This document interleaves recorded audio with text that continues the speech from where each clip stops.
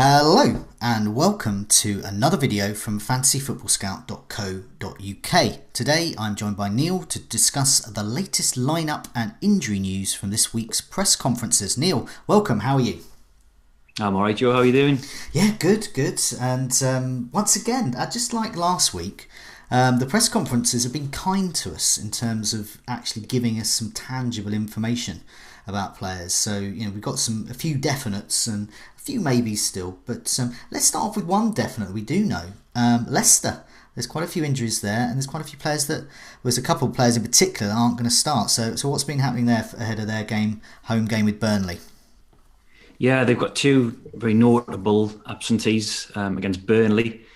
James Maddison, who this one came out of the blue. I think we sort of expected Harry Maguire to be a doubt. He'd come off injured last weekend against Cardiff.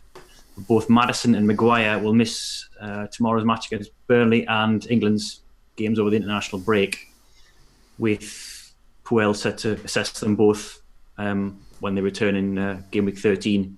Now, he did say that he thought Maguire's injury was the more serious of the two. So Maddison could come back into contention for Game Week 13. And he said that Maddison's injury was a problem with a ligament behind the knee, which doesn't sound too good, but the players themselves took to social media to say it's not a serious injury and he hopes to be back soon. Okay, so, now Maddison's, a well-owned player. But at the same time, a lot of his owners, myself included, have been having doubts about him. And they were kind of giving him this one game because Burnley's defence is so poor, and then they were probably going to ship him out anyway. So that's probably heightened the move. So there's lots of people looking for some Maddison replacements. So just for them, quickly, who are the types of players they ought to be considering to replace Maddison? Now, this is a really tough one because there doesn't seem to be a standout candidate, not certainly in the medium term. There's a lot of sort of 1 week punts where you think that might be worth a gamble. So Shaqiri is something we might discuss later on when we talk about Liverpool. But he's one I've got my eye on for. I mean, I've still got my wild card, so I can almost take a gamble on someone short term and then ship them out in a couple of weeks' time. So if anyone's in that position. Someone like Shaqiri for this week. Fraser would be known if you don't already own him. Now, Bournemouth's fixtures turn very, very soon, but they've got Newcastle this weekend, who we'll discuss have got a few injury problems. Pereira and Delafeu at Watford are away at Southampton, but again, their fixtures turn pretty soon. So there's not really an outstanding candidate. The one player who's in form and has fixtures is Felipe Anderson, but I wrote an article on him in the Digest this week, sort of urging caution, because he looked fantastic last weekend against Burnley, but it was Burnley, and we've been here before with a mid-price midfield asset who've looked good against Burnley and then subsequently flopped. I'm talking about Ross Barkley. So it was just last week we were writing up the scouting notes about Anderson performing absolutely woefully against Spurs in the Carabao Cup. So I'm not convinced by him yet, but I can understand why he would be the sort of the standout candidate in the mid-price midfield bracket. Okay, yeah, I mean that's the thing. Some of the good candidates have quite tricky fixtures. So yeah. I mean, I did a little look using the Fantasy Football Scouts kind of members tables section. I made a table so members listening to this can go on there. It's called simply Maddison replacements. It's quite easy. It's sorted by chances created. I always think that's the best stat for midfielders. This is kind of bread and butter really, because midfielders really should be assisting. You want a bit of goal threat as well. So top of the pile is actually Willian.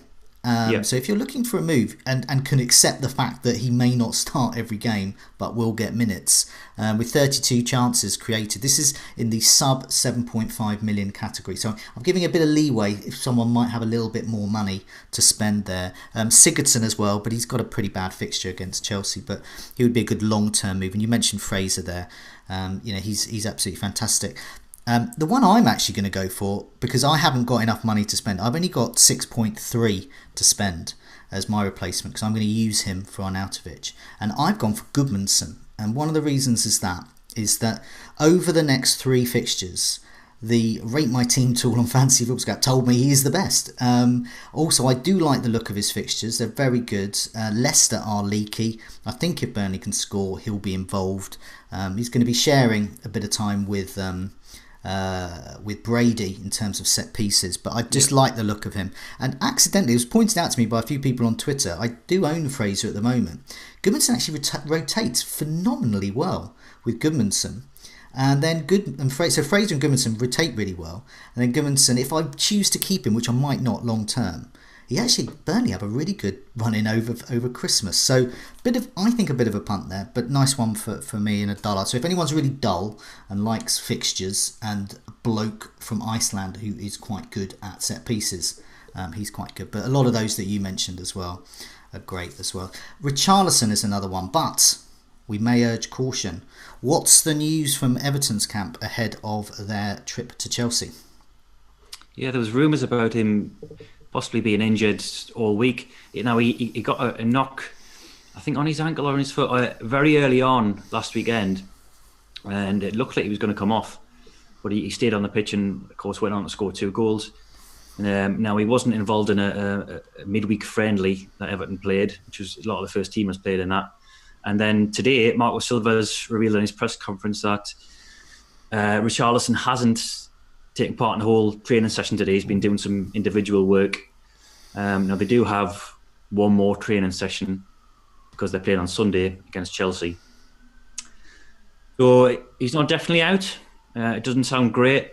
I would say if you are a Richarlison owner, then it's not a bad fixture to perhaps bench him, because they've got a few very good home games coming up against Cardiff, Newcastle and Watford in the next 5.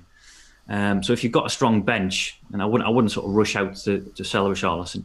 He might end up playing anyway or coming off the bench. But if there is definite doubt about him, and the fact that he hadn't trained with the squad as of Friday, puts a few doubts in your mind, I think. Yeah, I mean, he's the kind of, unlike Maddison, Richarlison started to show form. We were saying 2 or 3 weeks ago that he was not really adapting to the striker role. Well, he appears to be adapting to that now. Good fixtures coming up. Yeah, he's someone I've got my eye on long term. If you've got him, hold him, definitely. Even play him or bench him. But, don't get rid of Richarlison. But yeah, prepare for some disappointment there. Now, Bournemouth visit Newcastle. This is quite an interesting tie. It's quite hard to judge, I think, as well. Newcastle seem to be slightly better, and Bournemouth are obviously the form side out of those kind of, I suppose, lesser teams. What news do we have from either camp there? Yeah, so probably the main injury concern that will affect more managers than not is Josh King, who's, a lot of people will have shipped him for Callum Wilson by now, but he's still a doubt. He's missed the last 2, but he has been training at least, and will come in contention for the weekend. Whether he'll get back in the team or not is doubtful after how they've performed in recent weeks. Newcastle have got some injury problems as well. It looks very likely that Muto, Shelvey and Lascelles will miss out. They all came off in the win over Watford last weekend. I don't necessarily think that weakens them too much. I'm a Newcastle fan myself. And Fabian Schär came on to replace Lascelles, I think, at half-time, and performed very well. And Muto and Shelvey's replacements were Key and Perez, and they combined for the winner against Watford. Now, if you'd actually seen that game against Watford, it looks like Newcastle's back and form. They've kept back-to-back clean sheets. It was their first win of the season against Watford. Watford absolutely battered them in the first half. They really should have been about 3 or 4-0 up. They I think 5 big chances Watford created last week in that game. And just for purely bad finishing, they weren't out of sight at half time. So I wouldn't be too disheartened if you were a owner of a Bournemouth asset. Particularly someone like Fraser, because Newcastle's got a real weakness at set pieces. I think they've conceded the most chances at set pieces, and obviously Fraser takes a lot of corners and free kicks. So yeah, I think that's not quite as bad a fixture as it seems, I think, for Bournemouth. No, I think that's quite a good fixture. That's why I've got Fraser. And before in my search for an Arnautovic enabler, Fraser was looking like the only one I could move on, and I was actually looking at Brooks to get in for him. Yeah. Because I really do quite like Bournemouth's fixture this week, and of course yeah, a lot said about their bad fixtures, and of course, yes, they've got Arsenal at home, but Arsenal are quite leaky, especially when it gets giving up big chances. Man City away, okay, that's a tough one. Yeah. But then they got Huddersfield game week 15 at home, so that's a good fixture. So I would probably upgrade Bournemouth's fixtures to from awful to okay. But yeah, speaking of Man City, the Manchester derby's taking place. What news do we have from City and United? Pretty quiet, really. Certainly on the Manchester City front, they've got a clean bill of health apart from Kevin De Bruyne. Manchester United might have Romelu Lukaku back. He's come back into training. They're going to make a decision on him. I doubt very much whether he'd start anyway after how they've played in the last 2 games with Sanchez as the spearhead of the attack. So yeah, very quiet on the injury front. So the next task for us who write the team news on the Fantasy Scout website is trying to predict the City lineup. Because Sane was the guy who missed out in midweek, but it doesn't necessarily mean that he'd come back into the team this weekend, because that happened last weekend with Mahrez. So Mahrez had sat out the Champions League. Yeah, I mean, this is a kind of a special match, isn't it, for obviously for both sides. So you can't necessarily think, well, so and so was dropped for that game, they're definitely going to play for this game, because the team will be tailored. What's your thinking in terms of the way Man City tend to set up against so-called tougher opposition? Do they change a bit? Are they favoured players? Yeah, well, Sane hasn't. So Man City have played 3 games against Big Six teams this season. Sane hasn't started any of them. So I'd be perhaps leaning towards Sterling and Mahrez at this point. The games in which Sane has played with Mendy down that left flank have been at home to Burnley and Southampton. Games where in the front foot, expected to do that much, defensive work. So I'd be leaning towards Sterling and Mahrez at this point, I think. Okay. But that is just my interpretation of it, and looking at previous fixtures this season against fellow Champions League chasing sides. I mean, Sterling hasn't done particularly well against the bigger sides historically, but you never know. Aguero has done, but I was having a look at the Aguero's history against Manchester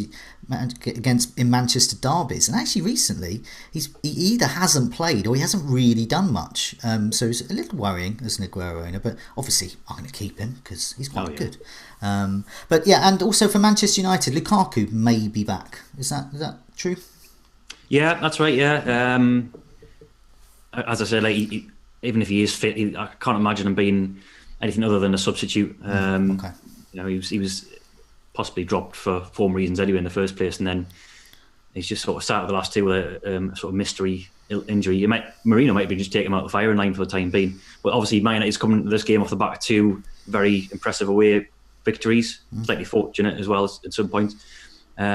So you'd expect Martial, Sanchez, and then one of Mata or Lingard to play on the right in that front 3, I think, this weekend. Okay. Elsewhere, we've got the fixture list back up on the screen. Any other kind of key injuries, key lineup tidbits of news that you think we should be aware of? A few little noteworthy things. Like Deeney's back for Watford this weekend, so that might threaten Isaac's success's start. Capui's also suspended for that match, so you might see Nathaniel Chalobah coming in for him. James Tarkowski's seen a specialist for his ongoing groin problem today, so he's a doubt for the Leicester match. Whether that helps or hinders Leicester, I'm not entirely sure, because he's been part of that backline that's been so leaky this season. Johan Baksh is a big doubt for Brighton, so you could see Knockaert back into the starting 11.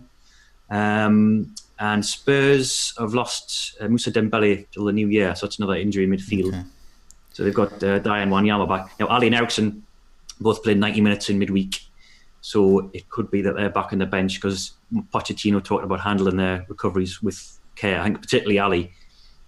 So they might be back amongst the substitutes this weekend. Okay, well, I mean, it's a mixed bag of news. At least we've got some news, and we've got some definites, and it's good to get that that note of caution really about Richarlison.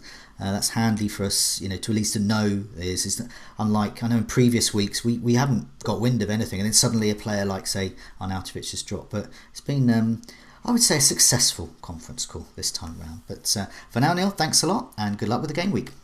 You too, Joe. All the best.